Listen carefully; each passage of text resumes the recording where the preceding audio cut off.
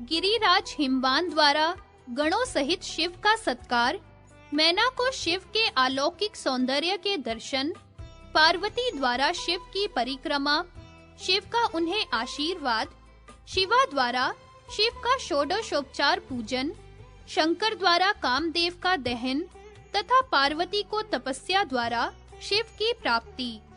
भगवान श्री कृष्ण कहते हैं, प्रिय, इस प्रकार स्तुति करके गिरिराज हिमवान नगर से दूर निवास करने वाले भगवान शंकर से कुछ ही दूरी पर उनकी आज्ञा ले स्वयं भी ठहर गए। उन्होंने भक्ति पूर्वक भगवान को मधु पर्क आदि दिया और मुनियों तथा शिव के पार्षदों का पूजन किया। उस समय मैना स्त्रियों के साथ वहां आई। उसने वट के नीचे आसन लगाए चंद्रशेखर शिव को देखा।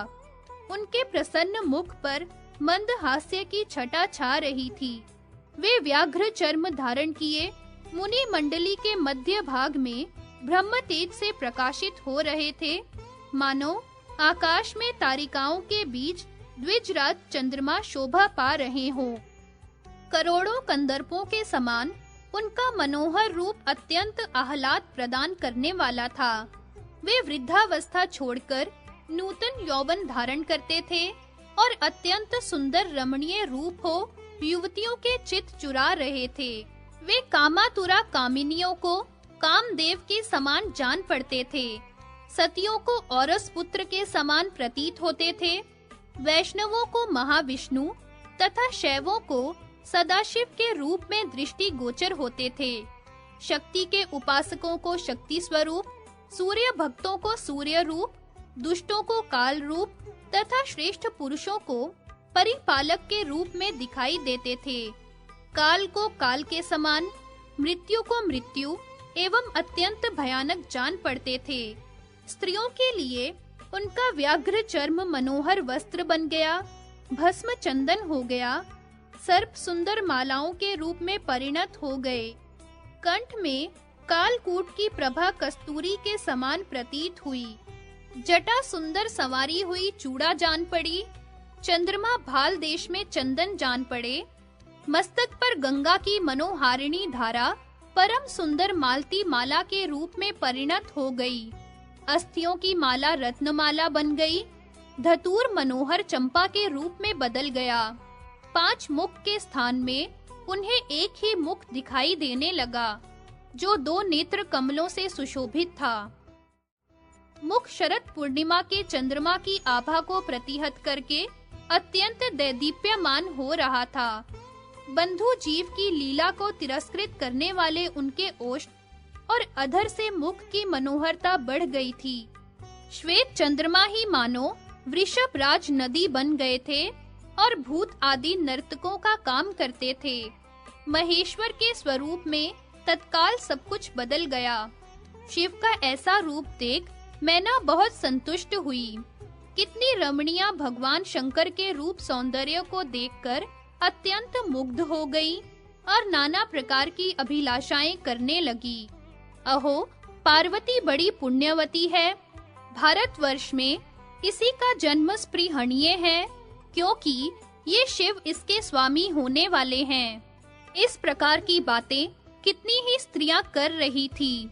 शिव का दर्शन करके मैना सानंद अपने घर को लौट गई। शिव का पूजन करके उनके चरणों में मस्तक नवाकर शैलराज भी अपने घर को गए। गिरिराज ने मैना के साथ एकांत में सलाह करके पार्वती को उसकी मंगल कामना से शिव के समीप भेजा। पार्वती का हृदय भगवान शंकर में अनुरक्त था। सखियों के साथ मनोहर वेश धारण करके हर्ष पूर्वक वे शिव के निकट गईं। वहां प्रसन्न मुख और नेत्र वाले शांत स्वरूप शिव का दर्शन करके शिवा ने 7 बार परिक्रमा की और मुस्कुराकर उन्हें प्रणाम किया। उस समय भगवान शिव ने आशीर्वाद देते हुए कहा, सुंदरी, तुम्हें अनन्य प्रेमी, गुणवान, अमर, ज्ञानी शिरोमणि और सुंदर पति प्राप्त हो। शुभे, तुम्हारा पति विषयक सौभाग्य सतत बना रहे। साध्वी, तुम्हारा पुत्र नारायण के समान गुणवान होगा। जगदंबिके, तीनों लोकों में तुम्हारी उत्कृष्ट पूजा होगी। तुम समस्त ब्रह्मांडों में सबसे श्रेष्ठ हो। सुंदरी, तुमने 7 बार परिक्रमा करके भक्ति भाव से मुझे नमस्कार किया है, अतः मैं 7 जन्मों के लिए संतुष्ट हो गया। तुम उसका फल पाओ। तीर्थ, प्रियतम पति, इष्ट देवता, गुरु मंत्र तथा औषध में जिनकी जैसी आस्था होती है, उन्हें वैसी ही सिद्धि प्राप्त होती है। ऐसा कहकर योगीश्वर शंकर ने व्याघ्र चर्म पर योगासन लगाया और मुझ पर ब्रह्म रूप ज्योति का तत्काल ध्यान आरंभ कर दिया। तब देवी पार्वती ने उनके दोनों चरण पखार कर चरणामृत पान किया और अग्नि शुद्ध वस्त्र से भक्ति पूर्वक उन चरणों का मार्जन किया। विश्वकर्मा द्वारा निर्मित रमणीय रत्न सिंहासन उनकी सेवा में अर्पित किया। फिर कांस्य पात्र में रखे हुए अपूर्व नैवेद्य का भोग लगाया। तत्पश्चात उनके चरणों में गंगा जल से युक्त अर्घ्य दिया। इसके बाद मनोहर सुगंध युक्त चंदन तथा कस्तूरी और कुमकुम भी सेवा में प्रस्तुत किए। तदनंतर हालाहल विष के चिन्ह से सुंदर प्रतीत होने वाले कंठ में मालती की माला पहनाई, भक्ति भाव से पूजा की, शिव की प्रसन्नता के लिए उन पर पुष्पों की वृष्टि की, सुवर्ण पात्र में अमृत और मधुर मधु दिया, सैकड़ों रत्नमय दीप जलाए, सब और उत्तम धूप की सुगंध फैलाई, त्रिभुवन दुर्लभ वस्त्र, सोने के तारों का यज्ञोपवीत तथा पीने के लिए सुगंधित एवं शीतल जल पार्वती ने अपने प्रियतम की सेवा में प्रस्तुत किया। फिर रत्न सारेंद्र निर्मित अतिशय सुंदर रमणीय भूषण, सुवर्ण मढ़ी सींग वाली दुर्लभ कामधेनु, स्नानोपयोगी द्रव्य, तीर्थ जल तथा मनोहर तांबूल भी क्रमशः अर्पित किए। इस प्रकार षोडशोपचार चढ़ाकर पार्वती ने बारंबार प्रणाम किया। यह उनका नित्य का नियम बन गया। वे प्रतिदिन भक्ति भाव से शिव की पूजा करके पिता के घर लौट जाया करती थी। अप्सराओं के मुख से इंद्र ने यह सुना कि भगवान महेश्वर पार्वती देवी के प्रति अनुरक्त हैं। यह समाचार सुनकर इंद्र हर्ष से नाचने लगे। उन्होंने बड़ी उतावली के साथ दूत भेजकर कामदेव को बुलवाया। इंद्र की आज्ञा से कामदेव अमरावती पुरी में गए। तब इंद्र ने उन्हें शीघ्र ही उस स्थान पर भेजा जहां शिवा और शिव विद्यमान थे। पंच बाण काम ने अपने 5 बाणों को साथ ले उस स्थान को प्रस्थान किया जहां शक्ति सहित शिव विराजमान थे। वहां पहुंचकर मदन ने देखा भगवान शिव शिवा के साथ विद्यमान हैं। उनके मुख और नेत्र प्रसन्न दिखाई देते हैं। वे त्रिभुवन कांत एवं शांत हैं। उन्हें देखकर कामदेव बाण सहित धनुष हाथ में लिए आकाश में खड़ा हो गया। उसने बड़े हर्ष के साथ अपने अमोघ एवं अनिवार्य अस्त्र का शंकर पर प्रयोग किया, परंतु वह अमोघ अस्त्र भी परमात्मा शंकर पर व्यर्थ हो गया। जैसे आकाश निर्लेप होता है, उसी तरह निर्लिप्त परमात्मा शिव पर जब वह शस्त्र विफल हो गया, तब कामदेव को बड़ा भय हुआ। वह सामने खड़े हो भगवान मृत्युंजय की ओर देखता हुआ कांपने लगा। भय से विह्वल हुए काम ने इंद्र आदि देवताओं का स्मरण किया। तब सब देवता वहां आए और शंकर के कोप से डरकर कांपने लगे। उन्होंने स्तोत्र पढ़कर देवाधिदेव शंकर का स्तवन किया। इतने में ही शिव के ललाटवर्ती नेत्र से कोपाग्नि प्रकट हुई। देवता लोग स्तुति कर ही रहे थे कि शंभु से उत्पन्न हुई वह आग ऊंची-ऊंची लपटें उठाती हुई प्रज्वलित हो उठी। वह प्रलय कालिक अग्नि की ज्वाला के समान जान पड़ती थी। आकाश में ऊपर उठकर चक्कर काटती हुई वह आग पृथ्वी पर उतर आई और चारों ओर चक्कर देकर कामदेव पर टूट पड़ी। भगवान शंकर के कोप से कामदेव एक ही क्षण में भस्म हो गए। यह देख सब देवता विषाद में डूब गए और पार्वती ने भी सिर नीचा कर लिया। तदनंतर रति भगवान शिव के सामने बहुत विलाप करने लगी। भय से कांपते हुए समस्त देवताओं ने शिव का स्तवन किया। इसके बाद वे बार-बार रोते हुए रति से बोले, माँ, पति के शरीर का थोड़ा सा भस्म लेकर उसकी रक्षा करो और भय छोड़ो। हम लोग उन्हें जीवित कराएंगे, तुम पुनः अपने प्रियतम को प्राप्त करोगी। परंतु जब भगवान शंकर का क्रोध दूर हो जाएगा और उनकी प्रसन्नता का समय होगा, तभी यह कार्य संभव हो सकेगा। रति का विलाप देखकर पार्वती मूर्छित हो गई और उन अतीन्द्रिय गुणातीत चंद्रशेखर की स्तुति करने लगी। जब भगवान शिव रोती हुई पार्वती को वहीं छोड़कर अपने स्थान को चले गए, फिर तो उसी क्षण पार्वती का सारा अभिमान चूर हो गया। गिरिराज नंदिनी ने अपने रूप और यौवन का गर्व त्याग दिया। अब उन्हें सखियों को अपना मुंह दिखाने में भी लज्जा का अनुभव होने लगा। सब देवता रति को आश्वासन दे रुद्रदेव को दंडवत प्रणाम करने के पश्चात अपने स्थान को चले गए। उस समय उनका मन शोक से उद्विग्न हो रहा था। राधिके, काम पत्नी रति रोष से लाल आंखों वाले रुद्रदेव का भय से स्तवन करके शोक से रोती हुई अपने घर को चली गई। परंतु पार्वती लज्जावश पिता के घर नहीं गई। वह सखियों के मना करने पर भी तपस्या के लिए वन में चली गई। तब शोक से विवल हुई सखियों ने भी उन्हीं का अनुगमन किया। माताओं के रोकने पर भी वे सब की सब गंगा तटवर्ती वन की ओर चली गईं। आगे चलकर पार्वती ने दीर्घ काल तक तपस्या करके भगवान त्रिलोचन को पति रूप में प्राप्त किया। रति ने भी शंकर के वर से यथा समय कामदेव को प्राप्त किया। राधे, इस प्रकार पार्वती के दर्प मोचन से संबंध रखने वाली सारी बातें कही गई। पार्वती का यह चरित्र गूढ़ है।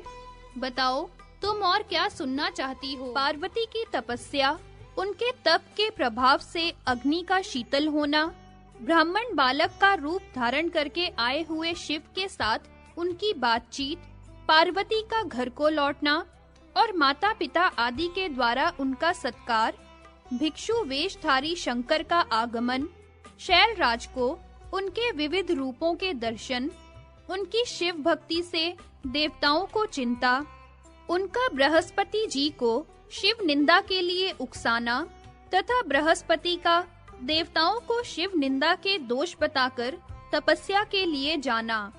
श्री राधिका बोली, प्रभो, यह बहुत ही विचित्र और अपूर्व चरित्र सुनने को मिला है, जो कानों में अमृत के समान मधुर, सुंदर, निगूढ़ एवं ज्ञान का कारण है।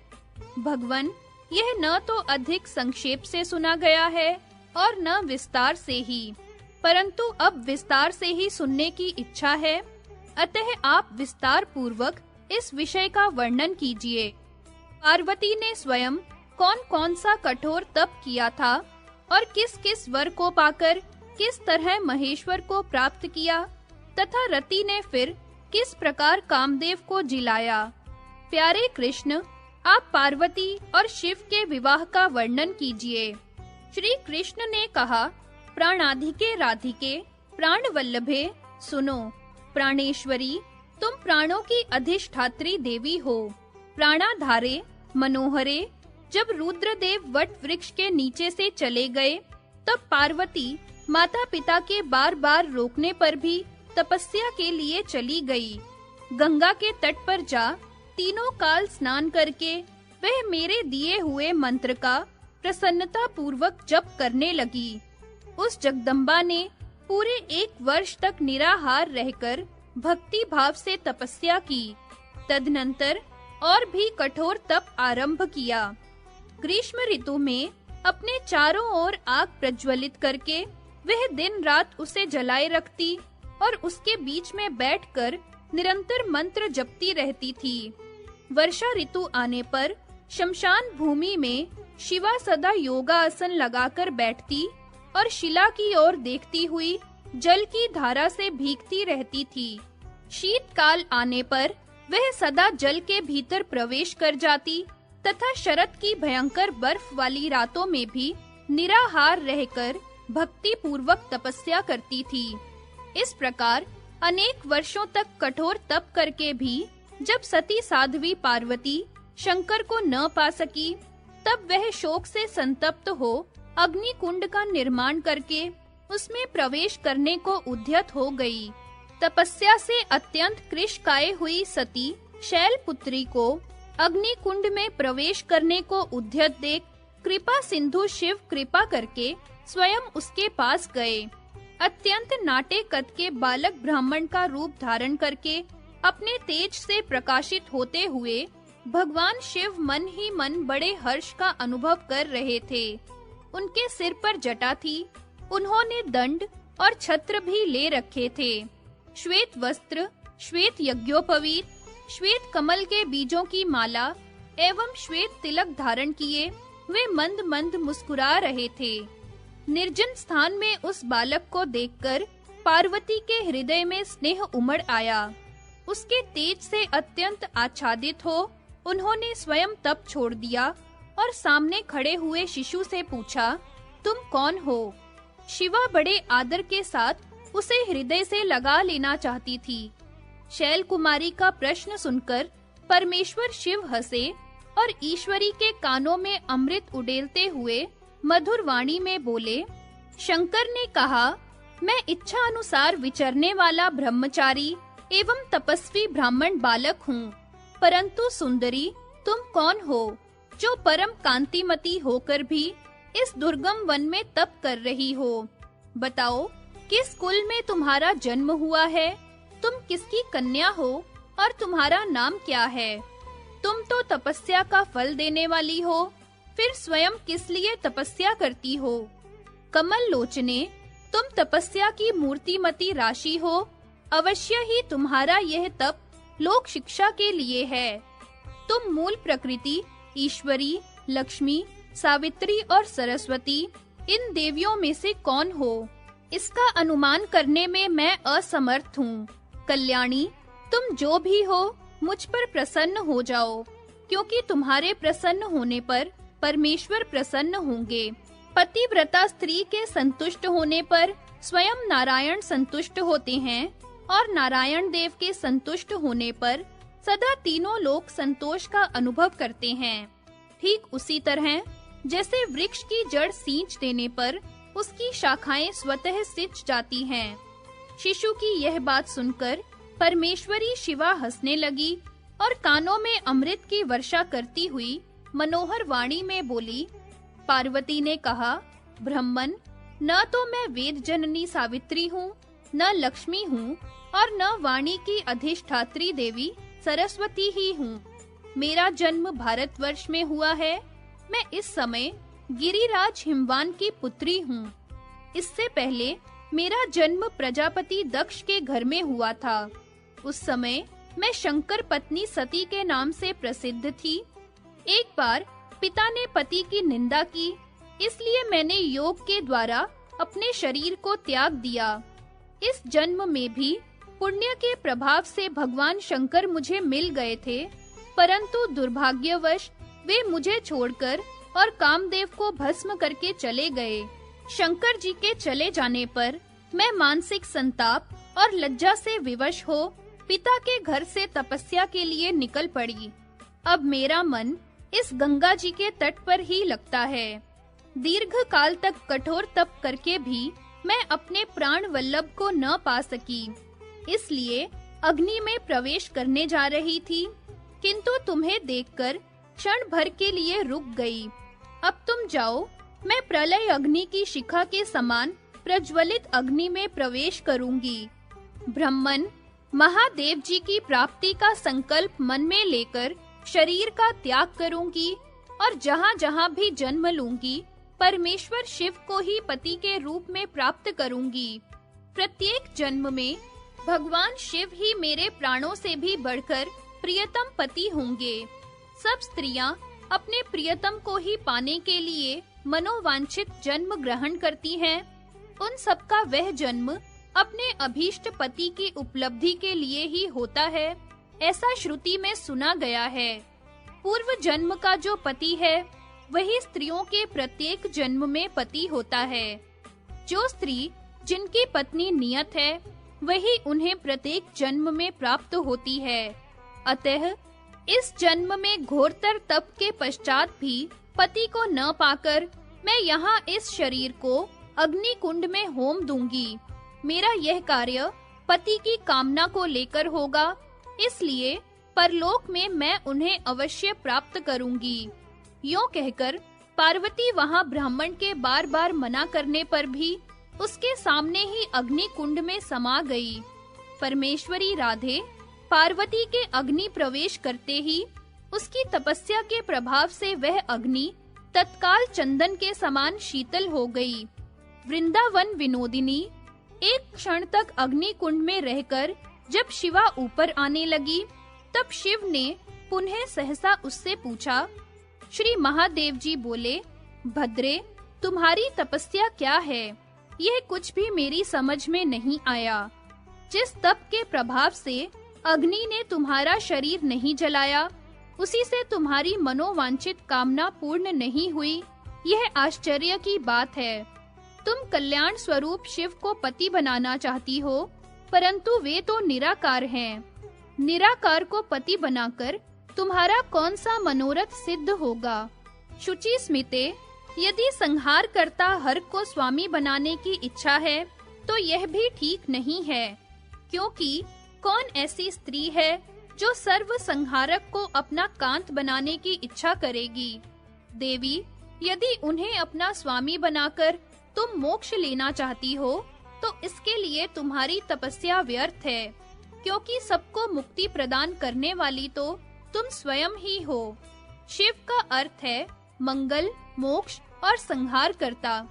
इसके अतिरिक्त अन्य अर्थ में इस शब्द का प्रयोग नहीं देखा जाता। शिव शब्द का दूसरा कोई अर्थ वेद में नहीं निरूपित हुआ है। सुंदरी, यदि तुम संहार करता शिव को चाहती हो, तब तो सर्वलोक भयंकर रुद्र को अपने प्रति अनुरक्त पाओगी।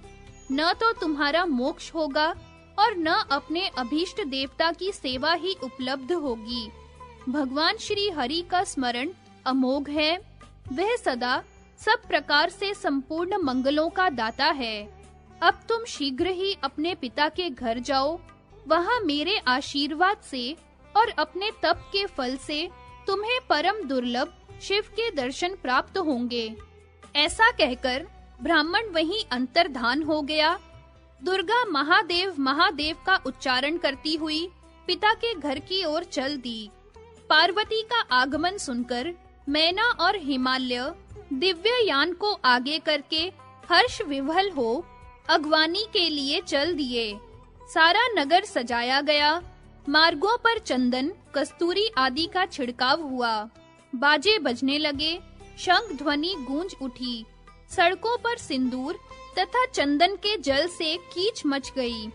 नगर में प्रवेश करके दुर्गा ने माता-पिता के दर्शन किए। वे दोनों अत्यंत प्रसन्न हो दौड़ते हुए सामने आए। उनके नेत्रों में हर्ष के आंसू भरे थे और अंग-अंग पुलकित हो रहा था। देवी शिवा के मुख पर भी प्रसन्नता थी। उसने सखियों सहित निकट जा माता-पिता को प्रणाम किया। तब उन दोनों ने आशीर्वाद देकर पुत्री को हृदय से लगा लिया और ओ मेरी बच्ची कहकर प्रेम से विह्वल हो रोने लगे। उस समय दुर्गा को रथ पर बिठाकर वे दोनों अपने घर गए। स्त्रियों ने निर्मंचन किया और ब्राह्मणों ने आशीर्वाद दिया। पर्वतराज ने ब्राह्मणों और बंदीजनों को धन दिया। उनसे वेद पाठ और मंगल पाठ करवाए। इस प्रकार वे दोनों अपनी पुत्री के साथ सुख से घर में रहने लगे। शिवा के आ जाने से उनके मन में बड़ा हर्ष था। एक दिन हिमवान तप करने के लिए गंगा जी के तट पर गए। मैना अपनी पुत्री के साथ प्रसन्नता पूर्वक घर के आंगन में बैठी थी। इसी समय एक नाचने गाने वाला भिक्षुक सहसा मैना के पास आया। उसके बाएं हाथ में सींग का बाजा और दाएं हाथ में डमरू था। बहुत ही वृद्ध और जरा से अत्यंत जर्जर हो चुका था। उसने सारे शरीर में विभूति लगा रखी थी।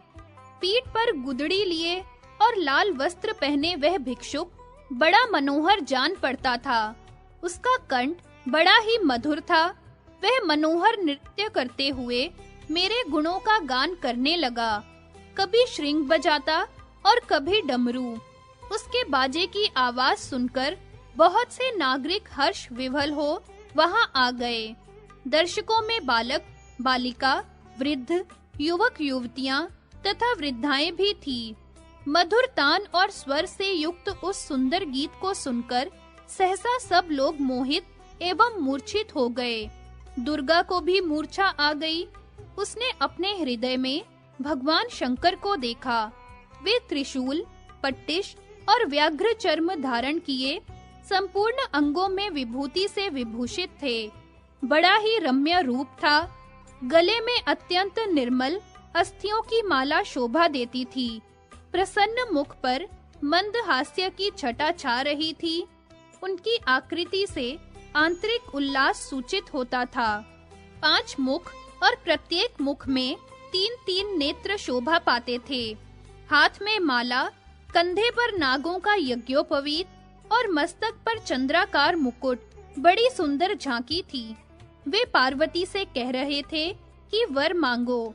हृदय स्थित हर को देखकर पार्वती ने मन ही मन उन्हें प्रणाम किया और वर मांगा, आप हमारे पति हो जाइए। एवं अस्तु कहकर शिव अंतर्धान हो गए। हृदय में शिव को न देखकर दुर्गा की मूर्छा भंग हुई। उसने आंख खोलकर देखा, सामने वही भिक्षुक गा रहा और संगीत से संतुष्ट हो मैना सोने के पात्र में बहुत से रत्न ले उसे देने के लिए गई। परंतु भिक्षु ने भिक्षा में दुर्गा को ही मांगा, दूसरी कोई वस्तु नहीं ली। वह कौतुकवश पुनः नृत्य करने को उद्यत हुआ, परंतु मैना उसकी बात सुनकर कुपित हो उठी थी। उन्हें आश्चर्य भी हुआ था। उन्होंने भिक्षुक को बहुत डांटा तथा उसे घर से बाहर निकाल देने की आज्ञा दी। इसी बीच में अपना तप पूरा करके हिमवान घर पर आए। वहां उन्हें आंगन में खड़ा हुआ एक भिक्षु दिखाई दिया जो बड़ा मनोहर था। उसके विषय में मैना के मुख से सब बातें सुनकर हिमवान हंसे और रुष्ट भी हुए। उन्होंने अपने सेवक को आज्ञा दी, इस भिक्षुक को बाहर निकाल दो। परंतु वह कोई साधारण भिक्षुक नहीं था। आकाश की भांति उसका स्पर्श करना भी कठिन था। वह अपने तेज से प्रज्वलित हो रहा था। उसे कोई बाहर न कर सका। उसके निकट जाने की भी किसी में क्षमता नहीं थी। हिमवान ने एक ही क्षण में देखा, उस भिक्षुक के सुंदर 4 भुजाएं हैं, मस्तक पर किरीट, कानों में कुंडल तथा शरीर पर पीतांबर शोभा पाता है। श्याम सुंदर रुचिर वेश मन को मोहे लेता है। मुख पर मंद मुस्कान की प्रभा फैल रही है। संपूर्ण अंग चंदन से चर्चित हैं तथा वे श्री हरि भक्तों पर अनुग्रह करने के लिए कातर जान पड़ते हैं।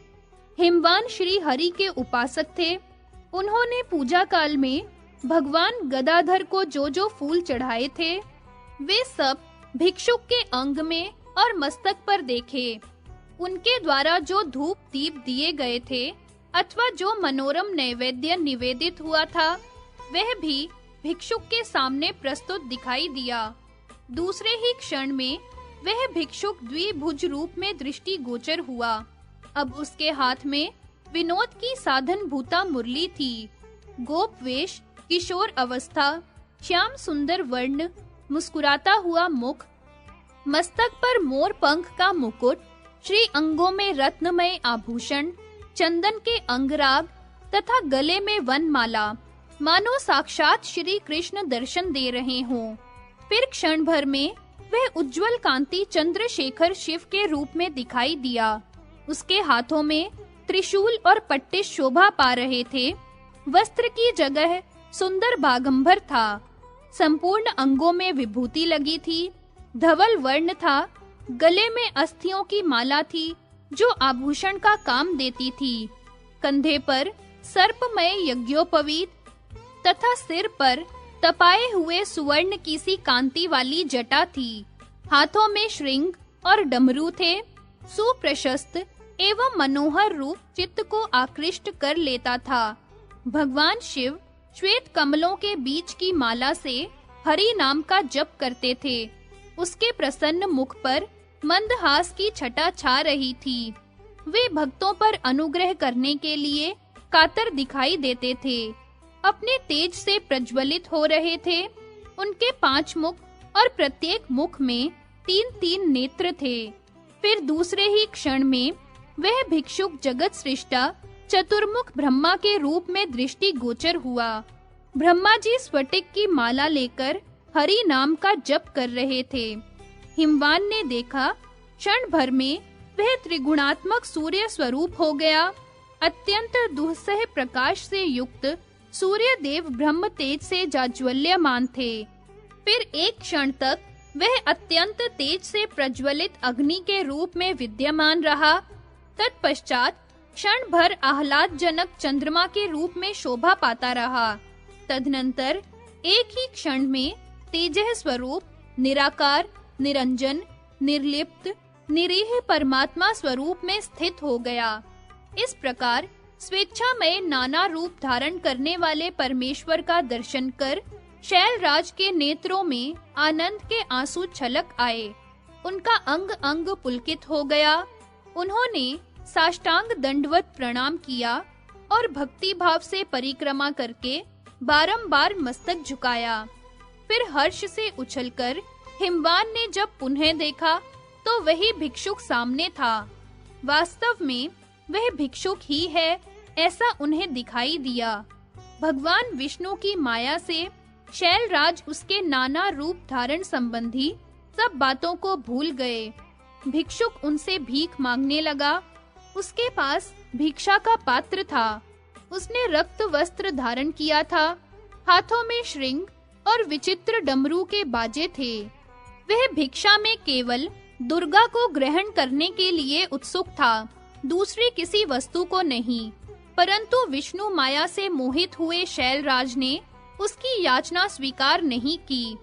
भिक्षु ने भी और कुछ नहीं लिया, वह वहीं अंतर्धान हो गया। प्रिय, उस समय मैना और गिरिराज को ज्ञान हुआ। वे बोले, अहो, हमने विश्वनाथ को दिन में स्वप्न की भांति देखा है। भगवान शिव हम दोनों को वंचित करके अपने स्थान को चले गए। उन दोनों पति पत्नी की भगवान शिव में भक्ति बढ़ रही है। यह देख सब देवताओं को चिंता हो गई। इंद्र आदि देवता भार से सुमेरु की रक्षा के लिए युक्ति करने लगे। वे आपस में कहने लगे, यदि हिमवान अनन्य भक्ति से भारत में भगवान शिव को कन्यादान करेंगे तो निश्चय ही निर्वाण मोक्ष को प्राप्त होंगे। अनंत रत्नों का आधार हिमालय यदि पृथ्वी को छोड़कर चला जाएगा तो इसका रत्न गर्भा नाम अवश्य ही मिथ्या हो जाएगा। शूलपाणी शिव को अपनी कन्या दे, स्थावरत्व का परित्याग और दिव्य रूप धारण करके वे विष्णु लोक को चले जाएंगे। फिर तो अनायास ही उन्हें नारायण का सारूप्य प्राप्त हो जाएगा। वे भगवान के पार्षद भाव को पाकर हरिदास हो जाएंगे। यह सब सोचकर देवताओं ने आपस में सलाह की और वे गुरु बृहस्पति को हिमालय के घर भेजने के लिए गए। उन सब ने गुरु को प्रणाम करके निवेदन किया, गुरुदेव, आप हिमालय के यहाँ जाकर उनके समक्ष भगवान शिव की निंदा कीजिए। यह तो निश्चय है कि दुर्गा शिव के सिवा दूसरे किसी वर का वरण नहीं करेगी। उस दशा में हिमवान अनिच्छा से ही अपनी पुत्री शिव को देंगे। ऐसा करने से कन्यादान का फल कम हो जाएगा। कालांतर में गिरिराज भले ही मुक्त हो जाएं, परंतु इस समय तो इन्हें पृथ्वी पर रहना ही चाहिए। भगवन, आप ही अनंत रत्नों के आधारभूत हिमालय को भारतवर्ष में रखिए। देवताओं का वचन सुनकर गुरु बृहस्पति जी ने दोनों हाथ कानों में लगा लिए और नारायण नारायण का स्मरण करते हुए उनकी प्रार्थना अस्वीकार कर दी। वेद वेदांत के विद्वान बृहस्पति हरि और हर के महान भक्त थे। उन्होंने देवताओं को बारंबार फटकार कर कहा। बृहस्पति बोले, स्वार्थ साधन में तत्पर रहने वाले देवताओं, मेरी सच्ची बात सुनो। मेरा यह वचन नीति का सार तत्व वेदों द्वारा प्रतिपादित तथा परिणाम में सुख देने वाला है। जो पापी शिव और विष्णु के भक्त की, भूदेवता ब्राह्मणों की, गुरु और पतिव्रता की, पति, भिक्षु, ब्रह्मचारी तथा सृष्टि के बीजभूत देवताओं की निंदा करते हैं, वे चंद्रमा और सूर्य के रहने तक कालसूत्र नामक नरक में पकाए जाते हैं। उन्हें कफ तथा मल मूत्र में दिन रात सोना पड़ता है, उन्हें कीड़े खाते हैं और वे कातर वाणी में आर्तनाद करते हैं। जो सृष्टिकर्ता जगत गुरु ब्रह्मा की निंदा करते हैं, जो सर्वश्रेष्ठ शिव, दुर्गा, लक्ष्मी, सरस्वती, गीता, तुलसी, गंगा, वेद, वेद माता सावित्री, व्रत तपस्या, पूजा मंत्र तथा मंत्रदाता गुरु में दोष बताते हैं, वे अंधकूप नामक नरक में यातना भोगते हैं। वहां उन्हें ब्रह्मा की आधी आयु तक रहना पड़ता है तथा वे सर्प समूहों से भक्षित हो सदा चीखते चिल्लाते रहते हैं। जो दूसरे देवताओं के साथ तुलना करके भगवान ऋषिकेश की निंदा करते हैं, विष्णु भक्ति प्रदान करने वाले पुराण में जो श्रुति से भी उत्कृष्ट है, दोष निकालते हैं, राधा तथा उनकी काय व्यूह रूपा गोपियों की और सदा पूजित होने वाले ब्राह्मणों की भी निंदा करते हैं, वे देवता ही क्यों ना हो, ब्रह्मा जी की आयु पर्यंत नरक के गड्ढे में पकाए जाते हैं। उनके मुंह नीचे लटकाए जाते हैं और उनकी जांघें ऊपर की ओर होती हैं। विकृताकार सर्प समूह तथा सर्प की सी आकृति वाले कीट उनके सारे अंगों में लिपटकर काटते रहते हैं और वे अत्यंत कातर तथा भयभीत हो सदा आर्तनाद किया करते हैं। निश्चय ही वहां उन्हें क्षोभ पूर्वक कफ एवं मल मूत्र खाने पड़ते हैं। रोष से भरे हुए यमराज के किंकर उनके मुंह में जलती हुई लुआठी डाल देते हैं। तीनों संध्याओं के समय उन्हें डांट बताते हुए डंडों से पीटते हैं। डंडों के प्रहार से जब उन्हें प्यास लगती है, तब वे उन यमदूतों के भय से मूत्रपान करते हैं। जब दूसरा कल्प आरंभ होता है और पहले पहल सृष्टि का आयोजन किया जाता है, उस समय उन पापियों के पापों का निवारण होता है, ऐसा ब्रह्मा जी का कथन है। निश्चय ही शिव की निंदा करने वाले देवता नरक में पड़ेंगे। मेरे बच्चों, क्या तुम लोग मेरा यही उपकार करना चाहते हो? ब्रह्मा जी की आज्ञा से दक्ष प्रजापति ने शूलपाणी शंकर को अपनी पुत्री दी। उसी के पुण्य से शिव की निंदा करने पर भी उन्हें पाप नहीं लगा, अपितु परम ऐश्वर्य की प्राप्ति हुई। उन्होंने अनिच्छा से ही भगवान शंकर को कन्या दान किया था, इसलिए उन्हें चौथाई पुण्य की ही प्राप्ति हुई। अतएव वे सारूप्य मोक्ष को न पाकर तुच्छ सृष्टि का ही अधिकार प्राप्त कर सके। देवताओं, तुम ही लोगों में से कोई हिमवान के घर जाकर अपने मत के अनुसार कार्य करे और प्रयत्न पूर्वक शैलराज के मन में अश्रद्धा उत्पन्न करे। अनिच्छा से कन्यादान करके गिरिराज हिमवान सुख पूर्वक भारतवर्ष में स्थित रहें। भक्ति पूर्वक शिव को पुत्री देकर तो वे निश्चय ही मोक्ष प्राप्त कर लेंगे। अश्रद्धा उत्पन्न होने के बाद अरुंधति को साथ ले सब सप्तऋषि अवश्य ही गिरिराज के घर जाकर उन्हें समझाएंगे। दुर्गा शिव के सिवा दूसरे किसी वर का वरण नहीं करेगी। उस दशा में पुत्री के आग्रह से वे अनिच्छा पूर्वक शिव को अपनी कन्या देंगे। इस प्रकार मैंने अपना सारा विचार व्यक्त कर दिया। अब देवता लोग अपने-अपने घर को पधारें। यूं कहकर बृहस्पति जी शीघ्र ही तपस्या के लिए आकाश गंगा के तट पर चले गए। ब्रह्मा जी की आज्ञा से देवताओं का शिव जी से शैलराज के घर जाने का अनुरोध करना, शिव का ब्राह्मण वेश में जाकर अपनी ही निंदा करके शैलराज के मन में अश्रद्धा उत्पन्न करना, मैना का पुत्री को साथ ले कोप भवन में प्रवेश और शिव को कन्या न देने के लिए दृढ़ निश्चय, सप्त ऋषियों और अरुंधति का आगमन तथा शैलराज एवं मैना को समझाना, वशिष्ठ और हिमवान की बातचीत, शिव की महत्ता तथा देवताओं की प्रबलता का प्रतिपादन, प्रसंगवश राजा अनरण्य, उनकी पुत्री पद्मा तथा पिप्लाद मुनि की कथा। श्री कृष्ण कहते हैं, तब देवता लोग आपस में विचार करके ब्रह्मा जी के निकट गए। वहां उन्होंने उन लोकनाथ ब्रह्मा से अपना अभिप्राय निवेदन किया। देवता बोले, संसार की सृष्टि करने वाले पितामह, आपकी सृष्टि में हिमालय सब रत्नों का आधार है। वह यदि मोक्ष को प्राप्त हो जाएगा तो पृथ्वी रत्न गर्भा कैसे कहलाएगी? शूलपाणी शंकर को भक्ति पूर्वक अपनी पुत्री देकर शैलराज स्वयं नारायण का सारूप्य प्राप्त कर लेंगे, इसमें संशय नहीं है। अतः आप शिव की निंदा करके गिरिराज के मन में अश्रद्धा उत्पन्न कीजिए।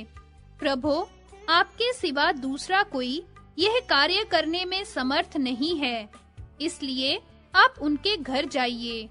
देवताओं की यह बात सुनकर स्वयं ब्रह्मा जी उनसे कानों को अमृत के समान मधुर प्रतीत होने वाला तथा नीति का सारभूत उत्तम वचन बोले। ब्रह्मा जी ने कहा, बच्चों, मैं शिव की निंदा करने में समर्थ नहीं हूँ। यह अत्यंत दुष्कर कार्य है। शिव की निंदा संपत्ति का नाश करने वाली और विपत्ति का बीज है। तुम लोग भूनाथ शिव को ही वहां भेजो, वे स्वयं अपनी निंदा करें। पराई निंदा विनाश का और अपनी निंदा यश का कारण होती है। प्रिय, ब्रह्मा जी का वचन सुनकर उन्हें प्रणाम करके देवता लोग शीघ्र ही कैलाश पर्वत को गए और वहां पहुंचकर भगवान शिव की स्तुति करने लगे। स्तुति करके उन सबने करुणा निधान शंकर को अपना अभिप्राय बताया। उनकी बात सुनकर भगवान शंकर हंसे और उन्हें आश्वासन दे स्वयं शैलराज के पास गए। फिर तो सब देवता शीघ्र ही अपने घर लौटकर आनंद का अनुभव करने लगे। क्यों न हो, इष्ट सिद्धि आनंद देने वाली और अभीष्ट वस्तु की असिद्धि सदा दुख बढ़ाने वाली होती है। उधर शैलराज अपनी सभा में बंधु वर्ग से घिरे हुए प्रसन्नता पूर्वक बैठे थे। उनके साथ पार्वती भी थी। इसी बीच स्वयं भगवान शिव ब्राह्मण का रूप धारण करके सहसा वहां आ पहुंचे। उनके मुख और नेत्रों से प्रसन्नता प्रकट हो रही थी। ब्राह्मण के हाथ में दंड और छत्र था। उनका वस्त्र लंबा था। उन्होंने ललाट में उत्तम तिलक लगा रखा था। उनके एक हाथ में स्फटिक मणि की माला थी और उन्होंने गले में भगवान शालग्राम को धारण कर रखा था। उन्हें देखते ही हिमवान अपने सेवक गणों सहित उठकर खड़े हो गए। उन्होंने भूमि पर दंड की भांति पड़कर भक्ति भाव से उस अपूर्व अतिथि को प्रणाम किया। पार्वती ने भी विप्र रूपधारी प्राणेश्वर को भक्ति पूर्वक मस्तक झुकाया। फिर ब्राह्मण ने सबको प्रसन्नता पूर्वक आशीर्वाद दिए। गिरिराज के दिए हुए आसन पर वे शीघ्रता पूर्वक बैठे और आतिथ्य में मधु पर्क आदि जो कुछ भी मिला वह सब उन्होंने प्रेम पूर्वक ग्रहण किया। शैलराज ने ब्राह्मण का कुशल समाचार पूछते हुए कहा, विप्रवर, आपका परिचय क्या है? तब उन द्विजराज ने गिरिराज को आदर पूर्वक सब कुछ बताया। ब्राह्मण बोले, गिरिराज, मैं घटक वृत्ति का आश्रय लेकर भूमंडल में घूमता रहता हूँ। मेरी मन के समान तीव्र गति है। गुरुदेव के वरदान से मैं सर्वत्र पहुँचने में समर्थ एवं सर्वज्ञ हूँ। मुझे ज्ञात हुआ है कि तुम अपनी इस लक्ष्मी सरीखी दिव्य कन्या को शंकर के हाथ में देना चाहते हो, जिसके शील और कुल का कुछ भी पता नहीं है। शंकर निराश्रय हैं, उनका कहीं भी ठौर ठिकाना नहीं है। वे असंग सदा अकेले रहने वाले हैं। उनके न रूप है न गुण। वे शमशान में विचरने वाले संपूर्ण भूतों के अधिपति तथा योगी हैं। शरीर पर वस्त्र तक नहीं है। सदा दिगंबर नंग धड़ंग रहते हैं। उनके शरीर में सर्पों का वास है। अंगराग के स्थान में राख भभूत ही उनके अंगों को विभूषित करती है। उनका स्वरूप ही व्यालग्राही है। वे काल का व्यापादन करने वाले हैं। अज्ञात मृत्यु, ज्ञ अथवा अज्ञ, अनाथ और अबंधु हैं। भव अथवा अभव हैं। वे सिर पर तपाए हुए सुवर्ण की सी कांति वाली जटाओं का बोझ धारण करने वाले तथा निर्धन हैं। उनकी अवस्था कितनी है, इसका ज्ञान किसी को नहीं है। वे अत्यंत वृद्ध हैं, विकार शून्य हैं, सबके आश्रय हैं अथवा सभी उनके आश्रय हैं। व्यर्थ घूमते रहते हैं, सर्पों का हार धारण किए भीख मांगते हैं। यही उनका परिचय है जिन्हें तुम अपनी पुत्री देने जा रहे हो। भगवान नारायण ज्ञानियों में श्रेष्ठ तथा कुलीन है, अथवा समस्त कुलों की उत्पत्ति के स्थान है। तुम उनके महत्व को समझो। पार्वती का दान करने के लिए वे ही तुम्हारे लिए योग्य पात्र हैं। पार्वती का विवाह शंकर से हो रहा है। यह सुनते ही बड़े-बड़े लोगों के मुख पर उपहास सूचक मुस्कुराहट दौड़ जाएगी। एक तुम हो जो लाखों पर्वतों के राजाधिराज हो, और एक शिव हैं जिनके एक भी भाई बंधु नहीं हैं। तुम अपने बंधु बांधवों से तथा धर्मपत्नी मैना से भी शीघ्र ही पूछो और इन सबकी सम्मति जानने का प्रयत्न करो। भैया, और सबसे तो यत्न पूर्वक पूछना, किंतु पार्वती से इस विषय में न पूछना, क्योंकि उसे शंकर के अनुराग का रोग लगा हुआ है। रोगी को दवा अच्छी नहीं लगती, उसे सदा कुपथ्य ही रुचिकर जान पड़ता है। वृंदावन विनोदिनी राधे, यों कह शांत स्वभाव वाले ब्राह्मण ने शीघ्र ही स्नान और भोजन करके प्रसन्नता पूर्वक अपने घर का रास्ता लिया। ब्राह्मण की पूर्वोक्त बात सुनकर मैना शोक युक्त हो नेत्रों से आंसू बहाने लगी। उनका हृदय व्यथित हो उठा।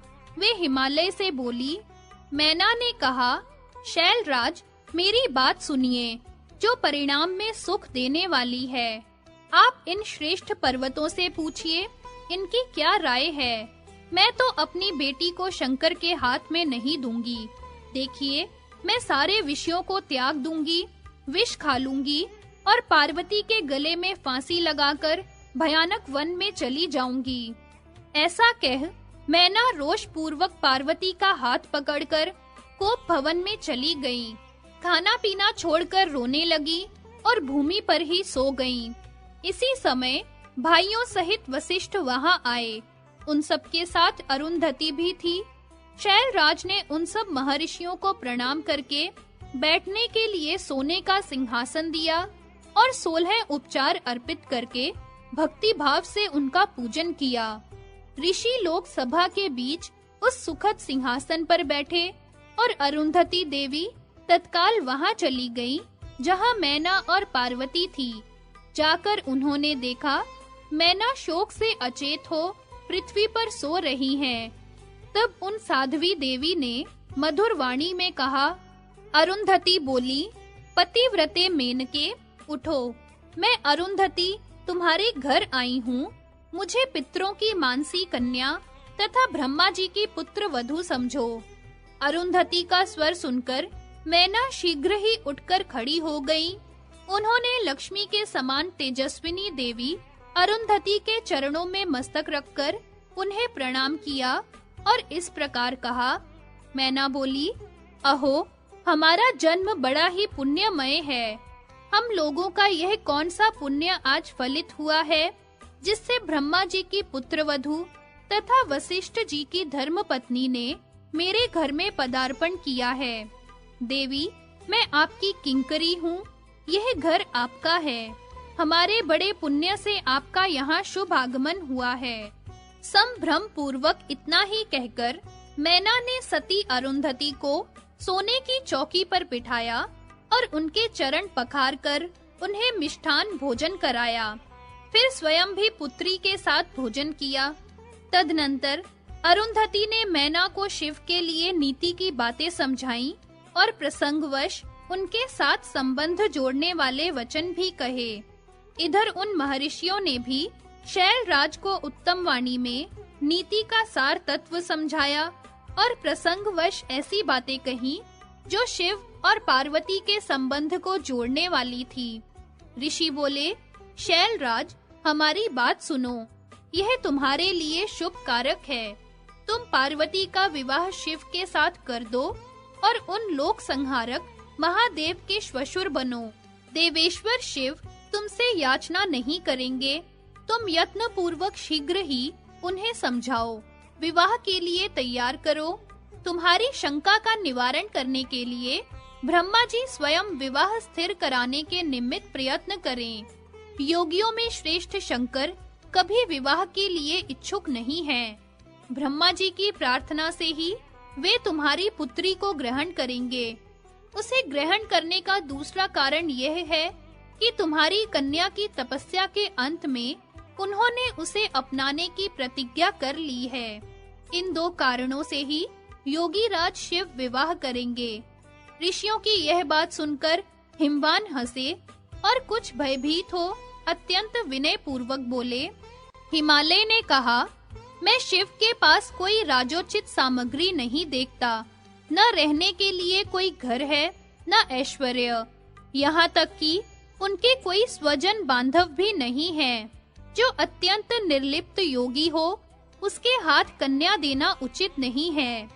आप लोग ब्रह्मा जी के पुत्र हैं, अतः अपना सत्य एवं निश्चित मत प्रकट कीजिए।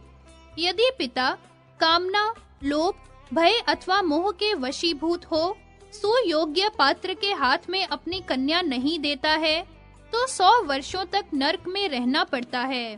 अतः मैं स्वेच्छा से शूलपाणी को अपनी कन्या नहीं दूंगा।